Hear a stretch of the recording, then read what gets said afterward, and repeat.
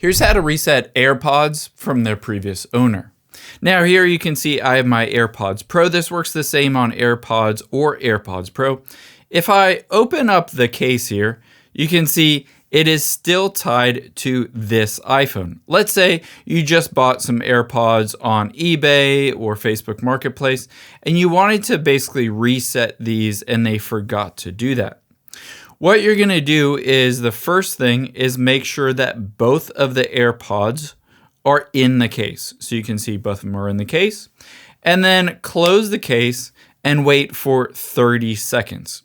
After you've waited for 30 seconds, what we're gonna do is use the button on the back. So let me flip around to the back. You can see the little silver hinge, and below that is a white button. That's kind of hard to see. What we're gonna do is flip them over again, and we need to open up the case. This only works when you open up the case, and then press and hold that button on the back.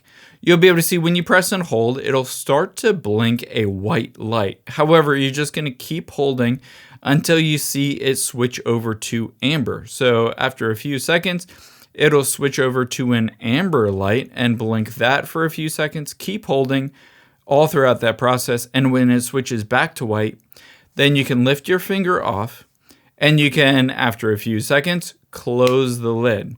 Essentially what this does is it factory resets it from that previous owner.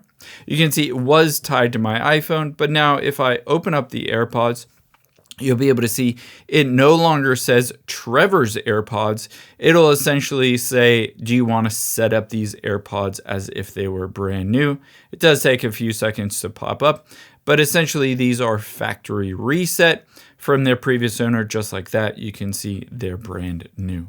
I hope this helps. If you enjoyed this video, check out the video over to my right. I think you'll really like that one too. And thanks for watching.